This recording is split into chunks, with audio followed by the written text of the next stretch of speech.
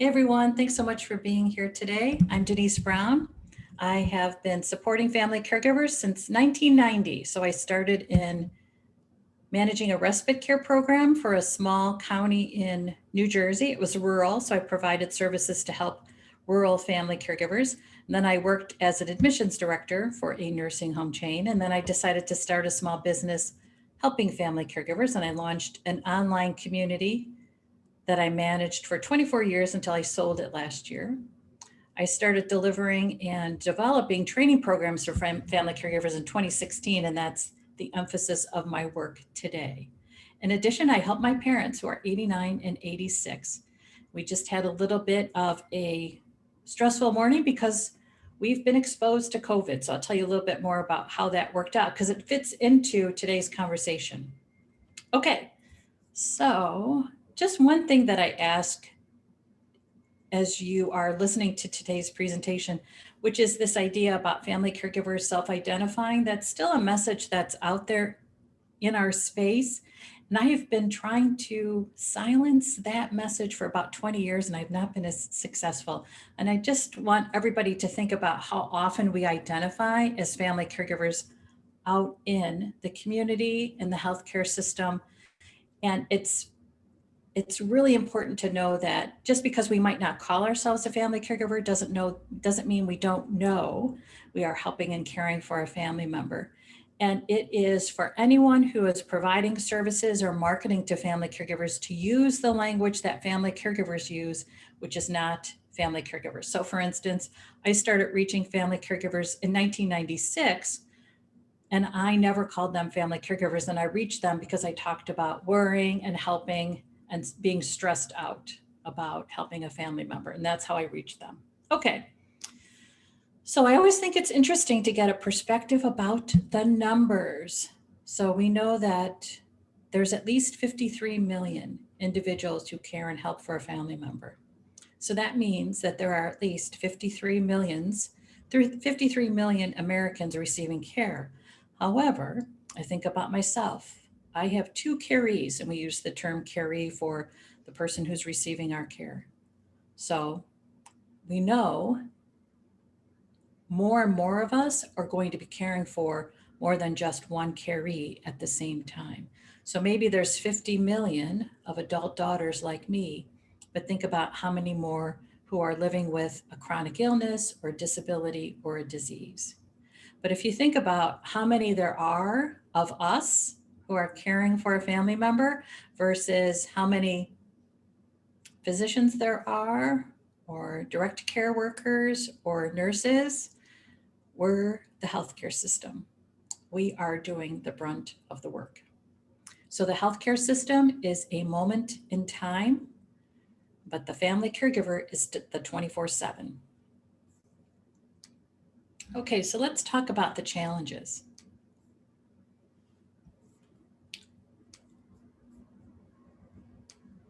So the reality is, I help my parents, they die.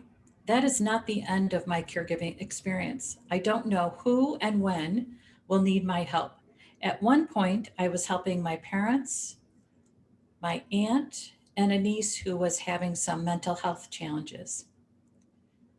It used to be, I really thought 30 years ago, that we went through an experience of caregiving once in our life, one and done. And that is not the case anymore. It is a cycle in our life. We might get a break, but we're not one and done anymore. So as we think about caregiving as just really a part of our life, we get a break from it, but it's a part of our life. We start to wonder about enough, and it goes to time and money. So will our carees have enough money to hire care so that we have help? Will there be options of care for us to hire? For instance, will I be able to hire a direct care worker through a home care agency for my parents? We know that we've got a significant shortage, and we're going to talk about that. So what happens when I can't find care? If you are in a rural area, chances are it's very difficult to access care. And then the other challenge is, who in the family is going to help me? And if I'm caring for my parents, maybe my sister starts to help her in-laws, and maybe one of my brothers starts to help his wife, and then maybe another brother starts to help in-laws. So you can see how this caregiving experience just stresses out the family system. We also know that sometimes there's family members who just simply cannot help. So I have an older sister who does not help. She could, but she will not. So my other siblings, my younger sister and my other brothers, help. So we're really in a situation where there's just going to be a shortage of help. Every Saturday, I connect with two colleagues, one who works in home care and one who works in long-term care. And we've been meeting for a year since the pandemic. We talk about where we are personally, but we also share what it's been like professionally. So my colleague who works for a home care agency has said she's getting calls from families who are now comfortable hiring help, but she doesn't have the staff to staff the request. The business is coming back from the families, but she has not seen the staff that was laid off because of the pandemic come back.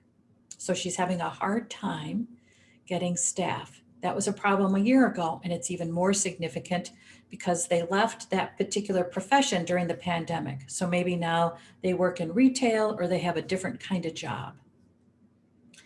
When we don't have enough supply for the demand, we have higher costs. So the family pays a higher cost. The other situation that might occur is that those days when you could hire a home health aide for just 4 hours might be gone. So we started seeing minimums come into the industry several years ago. It was easier to staff a client request when the minimum was 4 hours. My colleague now staffs 8 hours. That's become something like the minimum. But think about the expense. The other part about a caregiving experience is we don't have an end date. We don't know how long we need the budget to last.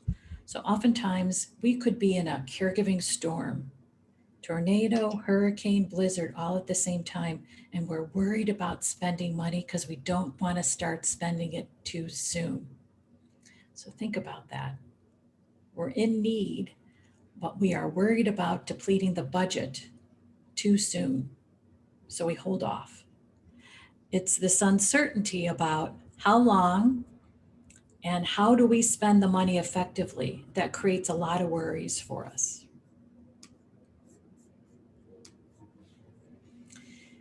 In addition, we know that family caregivers pay costs of caregiving. So it could be that the caree pays what he or she can, and the family caregiver offsets whatever costs the caree can't. So there's some studies that say a family caregiver might spend $7,000 out of pocket.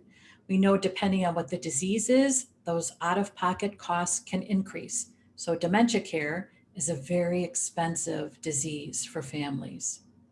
So if I'm in my late 50s and I'm tapping into my retirement because I have to hire help because my parents might not have the money to do it, I'm sacrificing my own future for today's caregiving costs.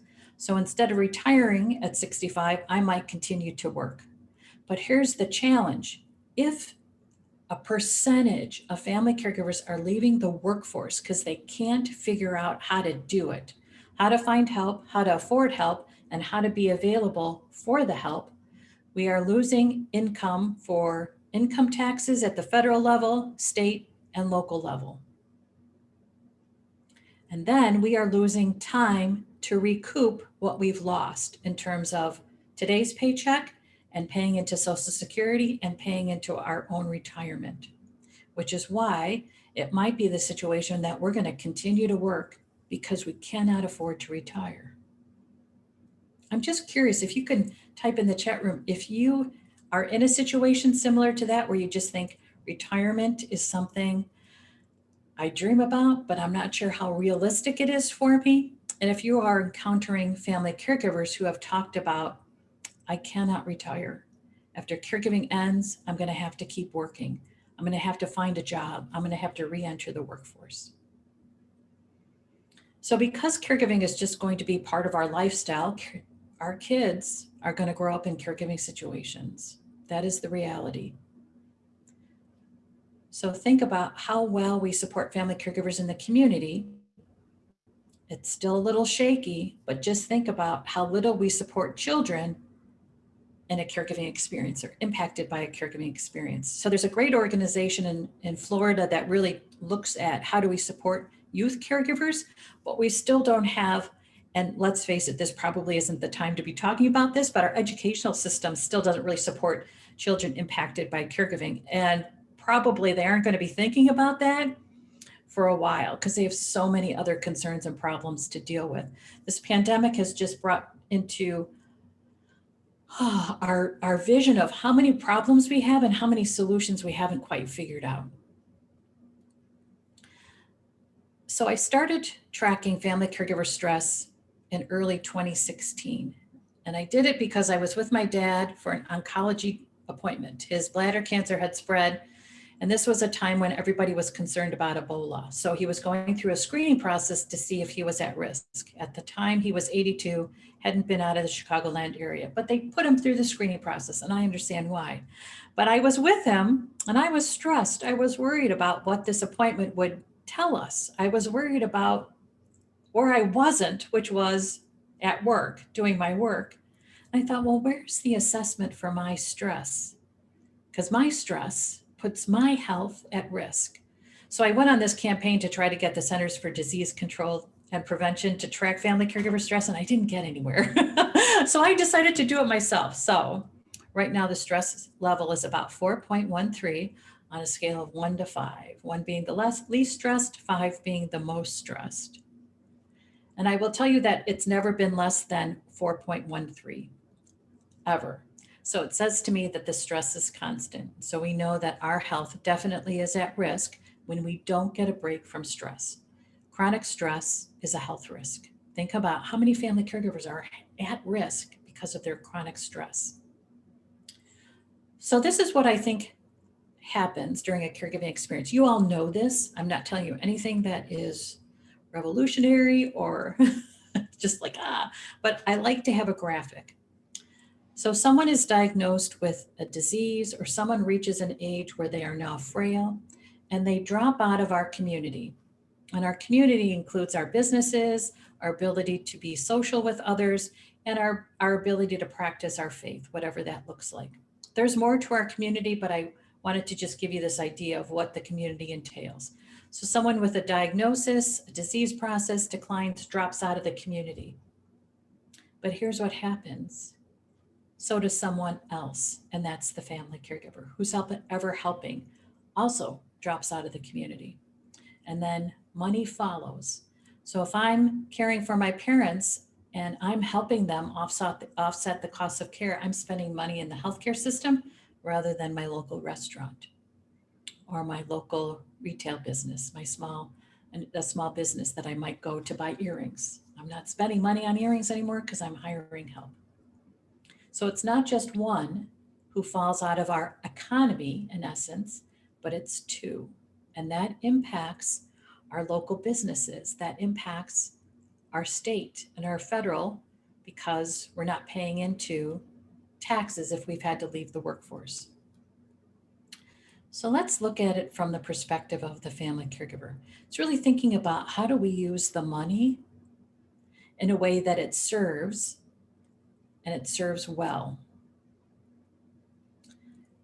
So we saw this happen during the pandemic. We saw the images of the families who couldn't visit their family members in a facility. We saw the images of the window visits. We saw the impact on pricing because a home care agency now had to buy PPE, and that meant I had to pay more, for instance, for the direct care worker. So I think about money And I think about it perhaps staying more in the family than it going out to buy services, simply because it just might not be that we can buy the services because they're just not affordable. Or maybe we buy services, but on a much lower scale. Maybe 2 years ago, I would have had a home health aide help 15 hours a week, but now it's only 5 because I need to be really concerned about the budget and the cost has increased. And again, I mentioned this earlier, and it's about the system really only providing help for a moment in time. So if a caregiving experience lasts decades, our hospitalizations are really only moments in time over those decades. Our help from a home health aide is only moments in time. And it's the family that provides the 24/7 solution. But again, help might not be available because we can't find the staff, and it might be too expensive. Not only did the pandemic uncover the problems in our system, but we also saw 2020 uncovering systemic racism in a way that we just weren't open to. And I really believe family caregivers are going to look at which organization makes a difference. If they're going to consider long-term care placement for a family member, they might be a very different consumer of that decision than they were 2 years ago.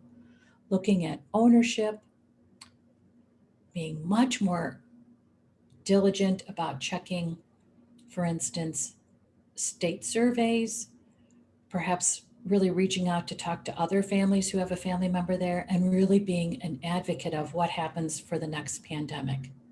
What are your policies to keep my family members safe?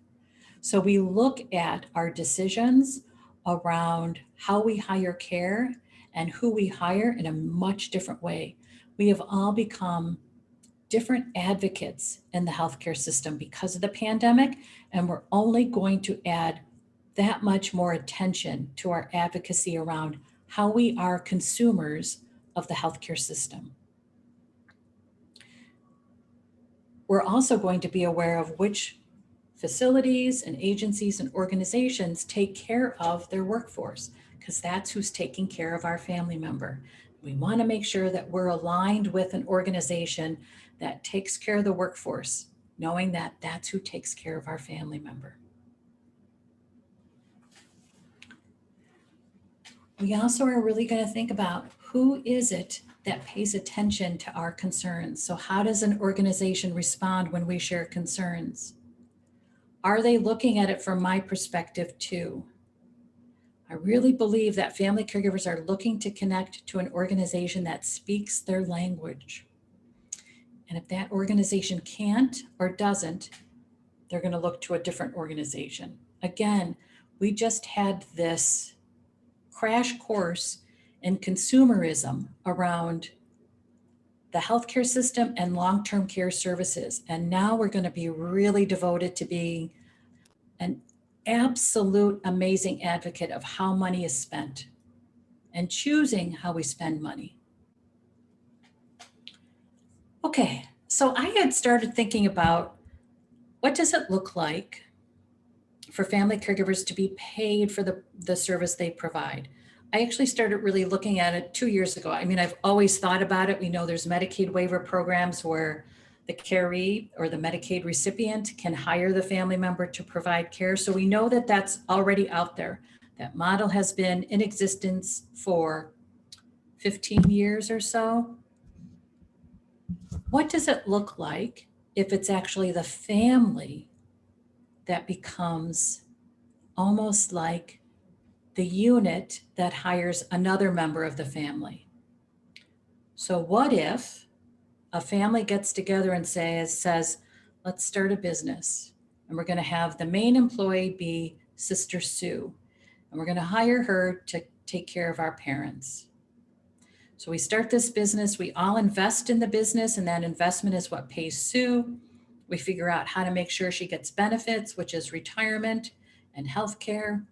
And then maybe we support Sue by helping her take a training program, go back to school so that she could be a virtual assistant to other family caregivers. And then she generates money for the LLC. Now, I'm not sure this has ever happened. So if you've heard of someone doing this, please let me know. I know families have started a business if they are hiring privately. So the business becomes the employer of anyone they have hired privately. For instance, one of our certified caregiving consultants, Rachel, who helps her grandmother, did that. She started a small business because she was hiring privately. And she actually has, for instance, a contractor who pays her hired help.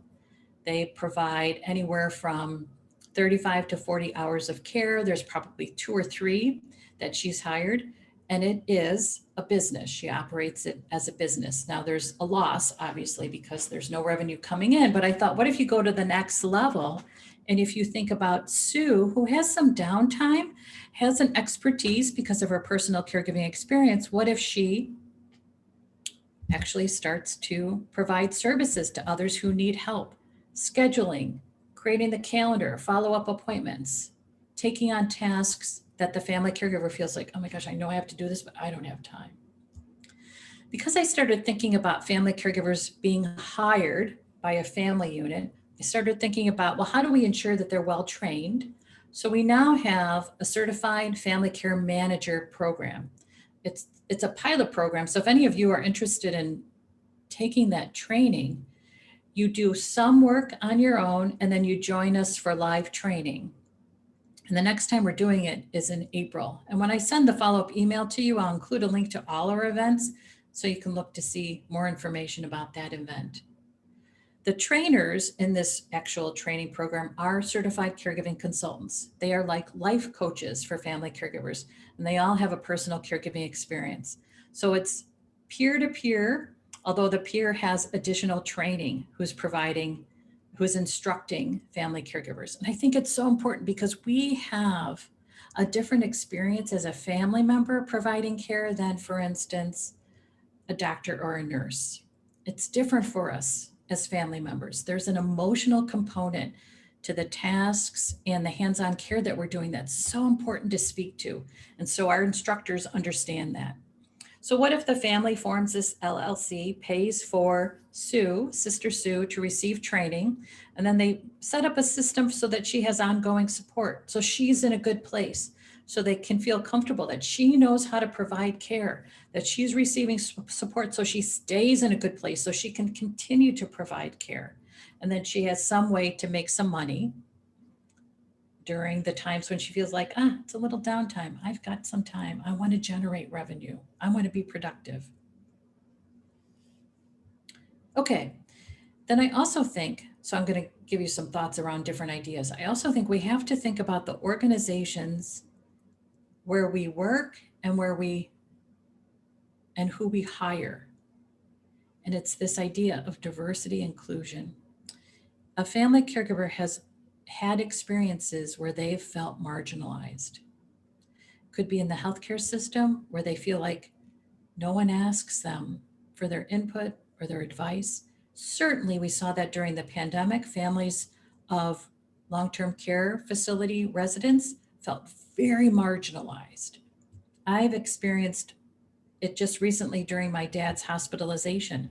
We could visit because it was in October, and so there wasn't a huge COVID wave, but it was a pain to work through the system. And I really was like, man, they are not getting why I'm here and why it's important for me to be here. So family caregivers are really going to look for diversity and inclusion in organizations that they work and in organizations that they hire. So I think about systems. And every once in a while, someone will say to me, we really need to redo the healthcare system. And I don't disagree, but I think we've put a lot of money and energy into the systems, and it hasn't changed our personal experience. That's why it's about individuals. So a system has to invest in its employees because as family caregivers, it's who we connect with as individuals that matters. So the system has these rules and regulations and policies and procedures. Some of it doesn't make sense to us as family caregivers, but if we connect to an individual who says, I know our procedures don't make sense, so let me see what I can do to help you so that we can work within the procedures and still meet your needs. That's an individual that we're going to believe and connect with.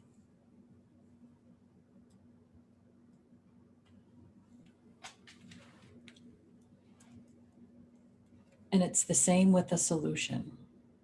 We're looking for the individuals within an organization and a system that will work with us and provide the solution. Now, the challenge, of course, if you are a long-term care facility, you're experiencing high turnover. That is the reality of your business. So if we connect to an individual within your organization and that individual leaves, our experience with that organization is going to change. Now, I know from an organization standpoint that you never really want your customers to form that kind of relationship with the individual because you worry about what happens when that individual leaves. But it says to me that our organizations within the system have to do better about taking care of their employees so that the turnover isn't as high, so that there isn't this disruption in a relationship that happens when we love the nurse, the charge nurse, and then she leaves and we think, oh my gosh, we're never going to find another charge nurse. Or we love the home health aide, and then the home health aide starts working somewhere else. You know, if there's a home health aide that I love who's taking care of my mom and she moves to a different agency, I'm moving with her. But that says to me that the organization has to take care of its employees. It really puts the pressure on that organization to create a culture where people want to stay there. So in essence, I really think we're looking at, we have to fund the family caregiver. I had a conversation with a colleague in the home health space last week, and I had really thought this was what we needed to do, but I wasn't sure what someone else would think, someone else especially who is in home health. And he said, absolutely, you have to fund the family caregiver. You have to start paying them. That's the only solution that's going to work to keep people safe at home.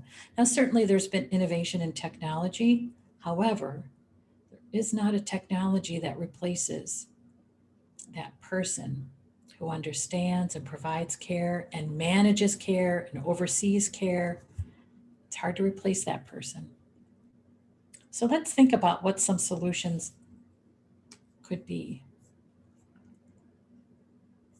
And I would love if you guys would share in the chat room what you think so far. How am I doing? What resonates with you? What doesn't make sense? What do you see in terms of your own solutions that have been working?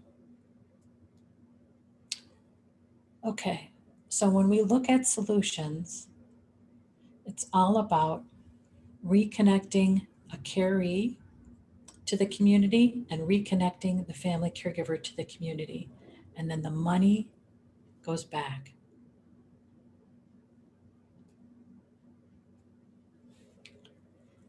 I also believe that we're in a position right now that, again, the systems are not going to change unless there's outside forces. So again, think about those families that really became these amazing advocates for family caregivers to be determined as essential workers so they could have visiting within a facility. They quickly came together and really made a difference in terms of how we talked about what happens when family members cannot visit.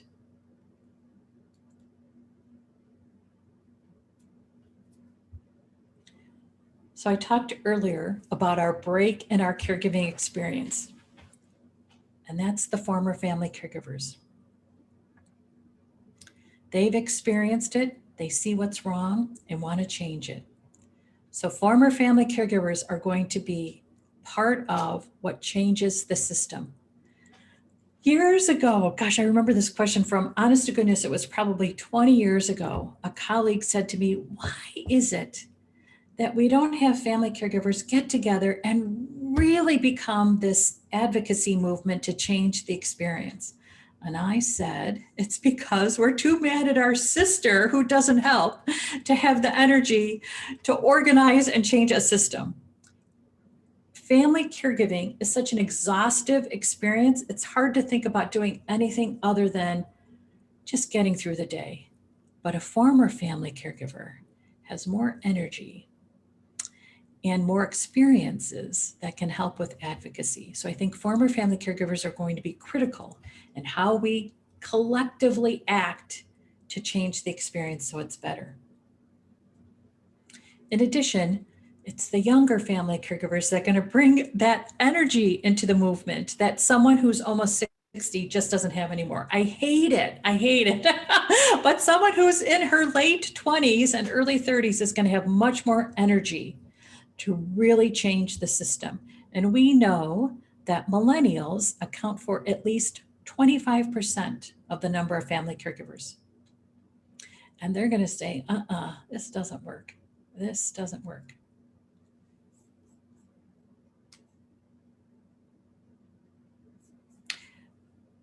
So Tony, that model that you're talking about is Medicaid. So that's a Medicaid waiver program. That's the model that states use. So we think about what it costs when you're diagnosed with a disease. And I just saw statistics that talked about which disease has the highest medication expenses. And this isn't going to be a surprise to you, but it's cancer. So the cost of treatment often bankrupts the family.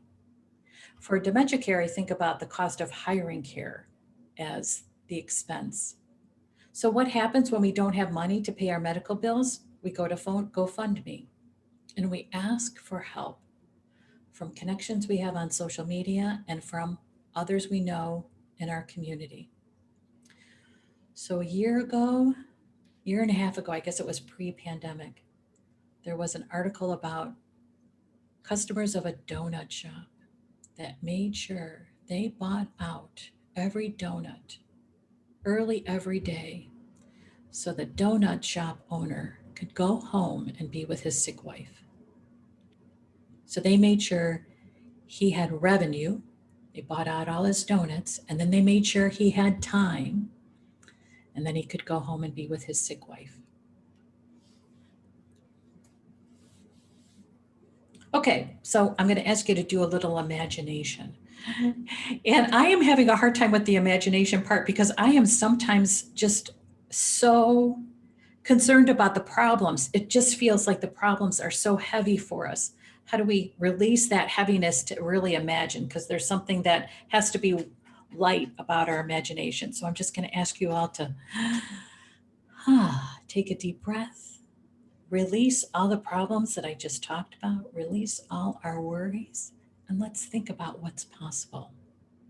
Let's not focus on what can't work. Let's think about what do we want to work? Imagine if we had a system that supported family caregivers, delivered quality care. What could it be? What does it look like?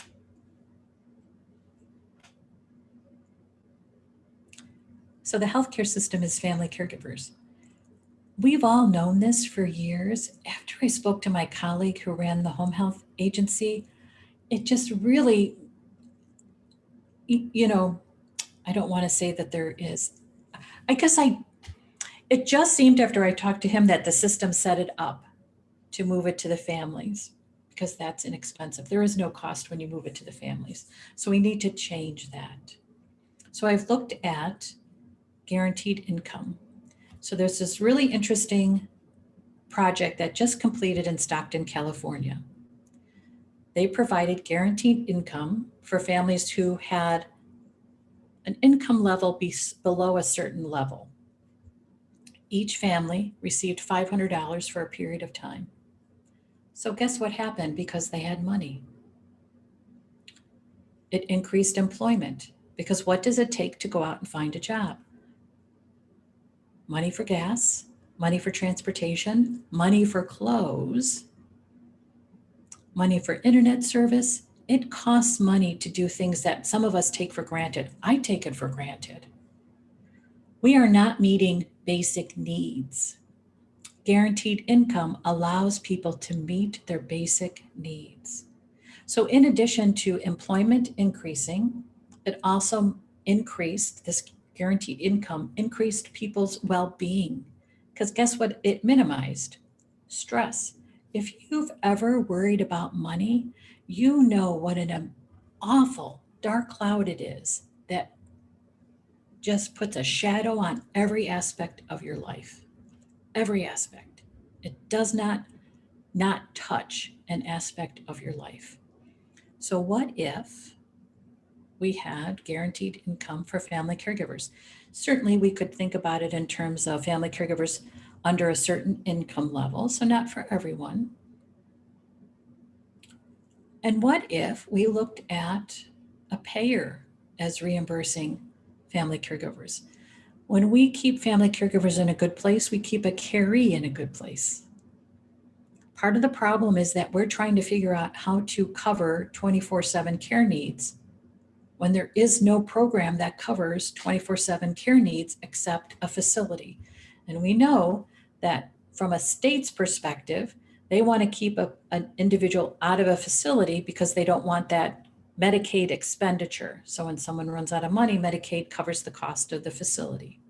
So what if we shored up family caregivers with a guaranteed income? Again, it's not for everybody, but what if we figured out what the parameters are? There actually is an organization which is Mayors for Guaranteed Income. So as I started really researching this, I came across this organization. I talked to the city of New Orleans, and they are starting a guaranteed income project based on what's happened in Stockton. They are targeting young adults, 16 to 24. And it's because there's pressure from the community around this age group as being the cause of crime, the cause of problems in the city. So they're trying to think about, okay, if they're a problem, what's the solution? And guaranteed income. And for New Orleans, it's $325 and it's for 10 months. So what happens again to employment? What happens to well-being? The other thing that they found about the Stockton project is that members of the community contributed more to their community, not just in taxes that they paid, but their ability to support their community because they had more. Their basic needs were met. They had more, so they could give more. We know that hospitals at home have gotten a lot of attention during the pandemic. But again, that's a moment in time. So that's staff coming in to provide hospital level care at home, but they're not staying. They go home at night or they go home after an hour visit. It's the family that manages the rest of that 23 hours, right? So if we do something, if we really follow this hospital at home model, we have to figure out how we're going to support that family. What kind of conversations are we going to have with them about the impact on their life when there's a hospital at home? How are they going to keep their job? How are they going to manage other aspects of their life? How are they going to manage if there's an infection outbreak in the home and they share the home with children and other family members? We know, for instance, in Los Angeles, one of the reasons that they had such significant COVID outbreaks was because multiple generations. So how do you keep each generation safe? So I really believe we need experts in the practice of family caregiving. It's a very unique situation. It's not like what doctors and nurses do, again, because we have this emotional relationship, which changes how we are in terms of how we deliver care. So I think about certified caregiving consultants. Typically, they're former family caregivers who have taken training to be like a life coach, and it's training I developed and delivered. They're now part of the patient care team because they help advocate for the family caregiver. They interact with the family caregiver. They support the family caregiver. They understand what it's like. They get that when your home becomes a hospital, that's an emotional impact. It's very easy for durable medical equipment to come in and set up the hospital bed, but I'll tell you what, it is not easy for the family caregiver. I connected with a family caregiver who was caring for his mom. She had dementia. He had cared for her for a significant number of years in his home. She was on hospice, and the hospice team had recommended that she get a hospital bed, and he understood why, but he couldn't do it. He could not do it. He ultimately did, but really it was like the last month of her life. But he couldn't think about changing the home environment to have it look like a hospital. He just couldn't figure out what that would be like. And he didn't want to give up the home. And if you've been in a caregiving experience, you understand how much you give up. And sometimes giving up the home setting is just something you can't do. But who helps him through that? So hospice kept recommending, but he really needs someone to hear him, someone who could spend more time with him. We also need CCCs on palliative care teams and hospice teams. Now, I appreciate that there's a lot of support for the family caregiver, but I really think that we need an expert in the practice of family caregiving on those teams. Okay, so as I've been thinking about this, I revisited an idea that I had years ago, which is that we need to really make better use of our libraries. So one of the ideas that I had years ago was to think about maybe libraries could be like a caregiving hub. So I started thinking more about it. And here's how it could look.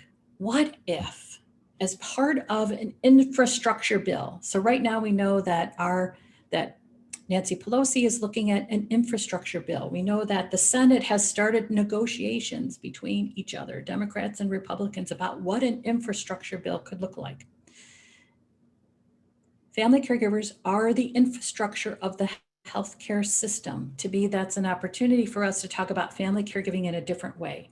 We need to create a foundation for family caregivers because they are the infrastructure. So what if there was a program through a infrastructure bill that financed a caregiving department, which is housed in a library, so that every local community had a library with a caregiving department? Why is that important? It's important because we don't have a federal program that helps anyone in a caregiving experience. So if you are caring for someone who's 40, you wouldn't probably have much luck calling your area agency on aging. If you're a teenager caring for your mom, where do you go for help? If we have a library in every community that has a caregiving department, we have a very easy public service announcement. If you're worried or caring for a family member, contact your local library because everybody knows where the library is. Everybody receives regular collateral from the library. Here's the library program for the spring. Here's the website. Download your free book. We're used to the library, and multiple generations use the library from the first time that we can go to a program where someone reads to us all the way through until we're in our 90s.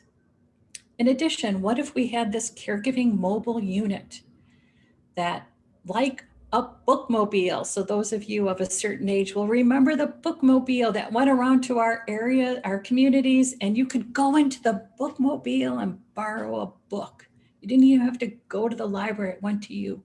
What if we had mobile caregiving units that go throughout the neighborhood and help us? So my sister, who works in a daycare center, was vaccinated in January. My parents received their first shot 8 days ago. My sister called me this morning and said, I just tested positive. So now my sister, who visited with my parents and myself on Saturday, has exposed us. So now we're thinking, okay, what do we do? So I called my parents. My parents have chronic illnesses, but they are very much their own advocates. They really like to stay involved and they like to manage as much as they can on their own. So I called my mom and I said, call Faith, their home health nurse, and call Shirley, the bath aide, and let them know. So my mom and dad received services through a home health agency. So they called. The home health agency called their doctor, and their doctor has ordered in-home testing for tomorrow. So the testing company will call my parents tonight and let them know what time they'll have in-home testing. Now, they had in-home testing in January, so this is not something that's new for them. But I'll tell you what, we were kind of scrambling around. What do we do? And I knew to call the home health agency because we needed to alert them. We don't want to put anybody at risk. So we're calling everybody who could be at risk. It was just so nice that there actually was a process that worked. But what if you're not receiving services through a home health agency? You might be thinking, oh my gosh, what do we do? Well, what if you called your local library and they said, you know what? Our mobile caregiving unit is going to be on your street today at 2. We'll get you tested. Don't even worry about having your caree come out. We'll go into the home. We're good. Because when I was talking to my sister this morning, I had forgot about that in-home testing. I said, gosh, I don't know if I can get mom and dad in the car. We went to the United Center, which is where our Bulls and our Blackhawks play. So those of you from the Chicagoland area will know what the United Center is, and you'll know about how this has become a huge vaccination site. And I had a lot of help there, which is why it was successful. But I think about, there's just some things that you just can't do anymore because of someone's decline and disease process. So we need to be able to meet people where they are in a safe way. So that, for instance, we don't want to go around spreading COVID. I mean, that is like the last thing we want to do is put anybody at risk. So now that there's a process in place, we can take care of situations quickly and easily. It really was great. Okay, here's the thing that is missing in our caregiving experience. We don't have a connection with an expert who can walk us through a family emergency planning session. So our consultants actually have family emergency planning tools.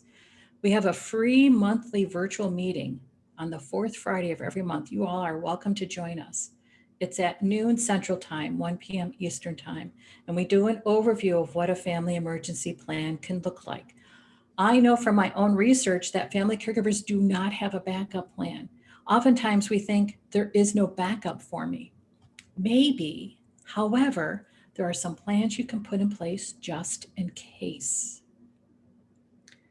What if the staff at the local library, the staff in the caregiving department, did a family emergency planning session with residents every year? And then that family and that family caregiver has started the conversation about what if. And then they revise it every year. They meet with the department at the library and they say, okay, it's your time, it's your turn, let's figure it out. The library can collect data around who's a family caregiver in our community so that when there's another pandemic, it's easy to reach out to family caregivers and say, just want to let you know, here's where you can go for testing. Here's when it's your turn for a vaccination. Think about, especially in Illinois, it was especially, I'll just say Cook County, which is our Chicagoland county. It was a nightmare trying to get vaccinated.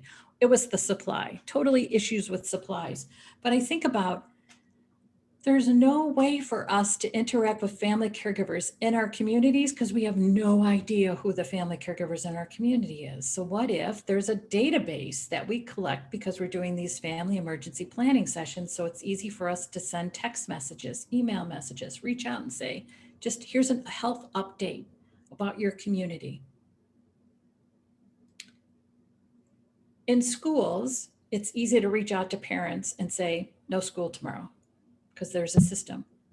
So we have a system to reach parents, but we have no system to reach family caregivers. And we've got to change that. And the pandemic showed that. Okay, so I just want to quickly, that was really my big idea. So I'll quickly go through the other ones. And that is, there's a shift in home care. I think that's going to come where it's not just visiting one individual. Okay, so Sheena, I just want to let you know that I'm going to finish up the workshop and then 10 minutes at the end of the workshop. So 10 minutes past the hour, if you're Central Time, it's 1:10, you'll receive an email with your CEUs. So again, the workshop completes and then give it 10 minutes and then you'll get an email from me. And it's from Eventbrite. It just says the evaluation. Okay, I also think there's an opportunity for virtual visits from home health aides. Now, my colleague in home health agency said that's not going to work, but we never thought that we would be able to be transferred to a skilled nursing facility without a 3-day hospital stay, right? And we know that that changed in the pandemic. So we don't know what's possible. And I think about coming home from the hospital with a caree that has different care needs and how nerve-wracking that is. But what if there's a home health aide that does a virtual visit within 4 hours of your return to home that says, what supplies do you have? Tell me what you're worried about. I'll walk you through the process of getting your mom from the bed to the bathroom. And then if there's really a big problem, then that home health aide can reach out to a visiting nurse and say, you know, you've got to get that, you got to get out there before 48 hours. They're not going to last 48 hours. So Mary's raising a really good point in the chat room, which is her mom doesn't have computer or internet. But what if her mom could call the caregiving department at the local library and say, I need help scheduling my vaccination. And that staff says, we're going to make it happen for you. Just give us some details and we'll get you scheduled. No worries, we'll take care of it for you. Think about what a mess it was to get people vaccinated because there was not an awareness that some people don't have access to technology and some people don't have the ability to manage the technology or use the technology. Okay, and then I think there's going to be a shift in long-term care. I'm not sure how this is going to work out, but I think it depends on how long does it take us to forget the images of what happened, those images of the window visits. And I also think we overlook that a long-term care facility is an employer, especially in a rural area. There might not be a hospital, but there might be a long-term care facility. How does that facility remain an employer in that community, which is important for that community? The other thing I'll tell you is that I am concerned about placement services because they do increase the cost of a facility. So Place for Mom says there's no cost to you, but we know that there is a cost. So the facility is paying a Place for Mom, and sometimes it could be 1 month's rent, 1 month's cost of care. Someone pays for that, and it's the consumer. So we're consumers of a service we're not even aware that we're a consumer of, and it's increasing our costs. So I think people are going to become very savvy to, wait a minute, if it's free, who's paying it? Wait a minute, if you're charging the facility, then what's my cost? And then I think about our communities. So we know that restaurants adjusted because of the pandemic, but restaurants have to adjust to our personal caregiving experiences. Think about what it's like to go with my parents out to eat. When we did it pre-pandemic, it was always trying to find somewhere that the music wasn't too loud and it was easy for my mom to navigate between tables. Restaurants have to accommodate for us. And thinking about who's with us, and it's someone with a wheelchair or a walker that has hearing aids. What does that environment look like? So it's easy for all of us to enjoy a meal.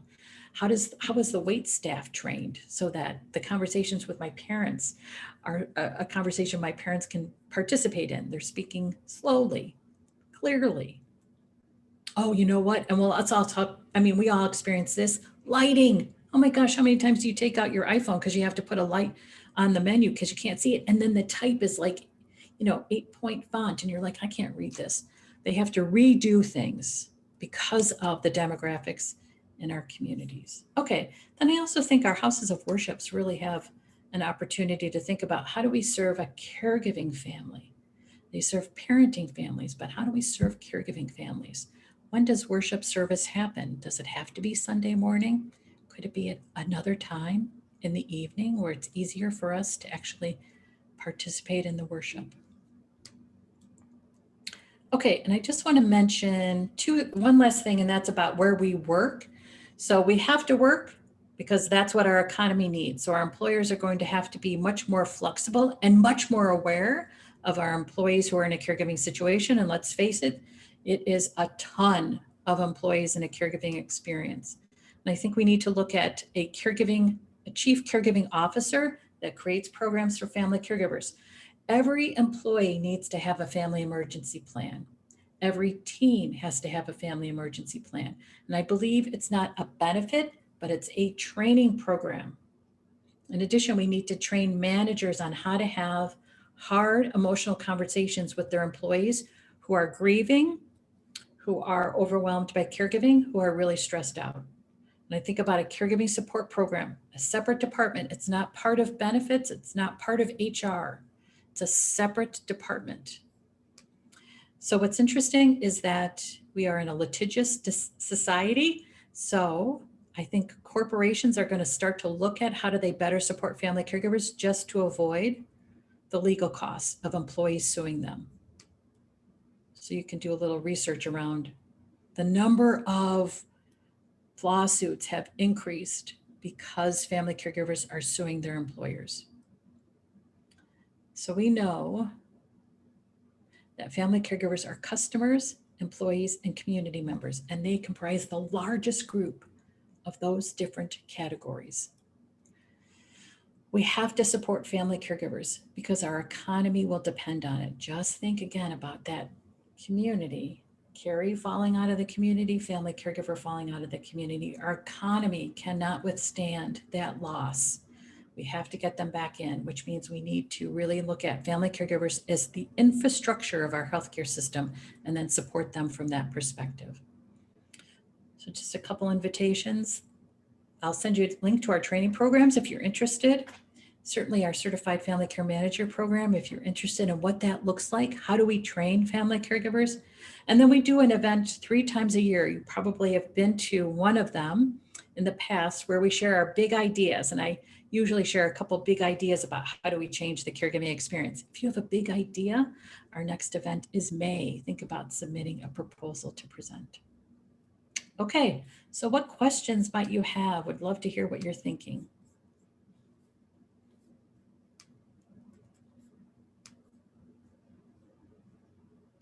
So Kathy is asking that you said there should be another word for caregiver. So we just say, if you're worried about your aging relative, if you're worried about your parent with dementia, so we just look at, you're an individual, you have these additional responsibilities taking care of someone.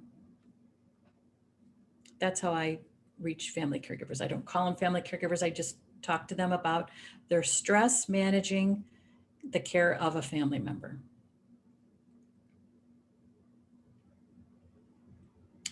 And then I should also mention the Certified Family Care Manager title is the title we would give family caregivers once they complete training. We actually had a contest to figure out what is a more professional name for our professional responsibilities in caring for our family members. And that family care manager term is the one that we used.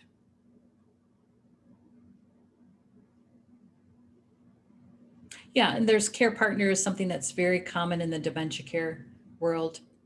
They'll refer to the family caregiver as a care partner. Mary, you would like to bring this to your library. Mary, I am looking to connect with librarians to see what you think. Please reach out to me. I would love to talk this out. There's my contact information. And in the follow-up email that will go out in just about 10 minutes, you'll have my email address. So if any of you are interested in these ideas, interested in being part of the solutions, please reach out to me. I'm actually working with a small group right now. We are putting together some recommendations about what's the support we need to provide to family caregivers. So I'd love, if any of you are interested in being a part of this, I'd love for you to be involved.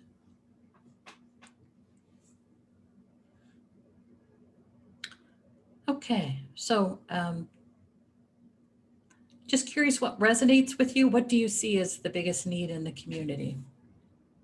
Ask this last question and then we'll close for today.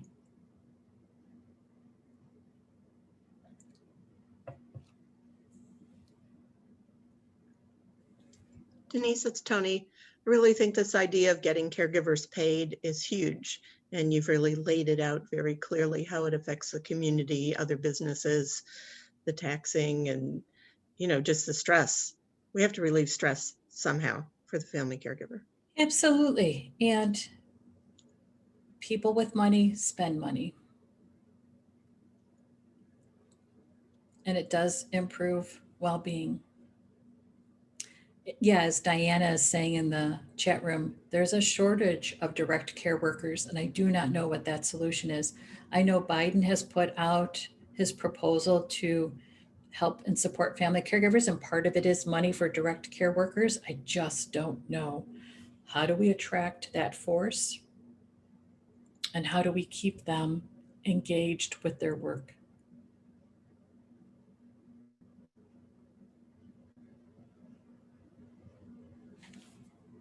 Okay, and you know what, Mary, I just want to mention one thing, Mary, that's so great that one of our counties in the Chicagoland area has a great senior center. And what I think about is most will not go to a senior center for caregiving resources. That's why I think the library is such a compelling idea, because everybody could think, oh, well, I have to call the library. I've got some concerns about my mom, or I'm really stressed out and I need some referrals. I'll call my caregiving department in my library. Can I say something really quick? Sure. Oh, I was just going to say, I think all of these ideas are amazing, all pointed in the right direction. You're right that I think like ultimately overall too, we need just to have a more acceptance of a more education of what dementia is altogether, kind of just more inclusive, is more inclusive of all people with dementia in the community as well, kind of how there's that in Norway, and I think more countries are doing it too, of having like a dementia friendly village, in general, just so that people are all kind of more blended together and not having like that stigma of what it is, so that people don't feel more uncomfortable asking for more help and all of that as well. Just sort of the whole acceptance of it all together. Yeah, and I was trying to, so tell me your first name. I was trying to find you on my grid. Erin. Aaron, okay. Yeah, absolutely. And I think, so I come from the perspective of I am not disease specific in terms of supporting family caregivers. So for instance, I help my parents. My dad is 89 and he is a bladder cancer survivor and skin cancer, lots of skin cancer. And my mom had internal bleeds 6 years ago that changed her life. She never fully recovered. So I come from the perspective of family caregiving not from a disease specific situation. So I definitely think that we need to have just more friendly communities for anyone that might have some special needs, whether it be dementia or whether it just be my mom with her scooter, so that it's easier. She calls it a scooter, but it's really a rollator. But just so it's easier and that we feel a part of the community, because you're right. We're not necessarily engaging in our community because our community hasn't made those adjustments. I also think about, this was pre-pandemic, movie theaters that offered movies at a certain time. So kids with autism could go to the movies with their parents, and it was an experience where everybody could enjoy it.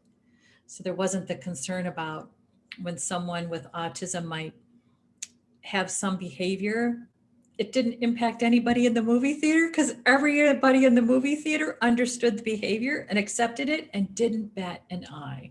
It's those kinds of adjustments in our businesses that I think are so important, because we want people to be engaged in the community. And boy, if we didn't learn about loneliness and disconnect during the pandemic, I don't know what would teach us about it. We have to be an inclusive community. It's good for our local economy when we're inclusive and when we're thinking about not just the 20 and 30-year-old people. It's all of us, all of us. And I also think it's important for us to also think about family caregivers as not just someone in their late 40s who's a woman. It's anyone. Anyone could be in a caregiving situation, including someone who's in high school, someone who's in college. And I think about this library idea as something that universities could actually do on their campus as well. So if a student is in a caregiving experience, they can go and get support. They can get bereavement support through the caregiving department at their local library, so that people aren't isolated by their experience. They are embraced for what's going on in their life. They are understood. It's unfortunate that that's not happening yet, but this is our opportunity to create that. Okay, we went over, but yeah, it was so great to connect with all of you. Thank you guys so much. Yeah, I guess we're done, right? Thanks again. Look for the email, come out in 5 minutes.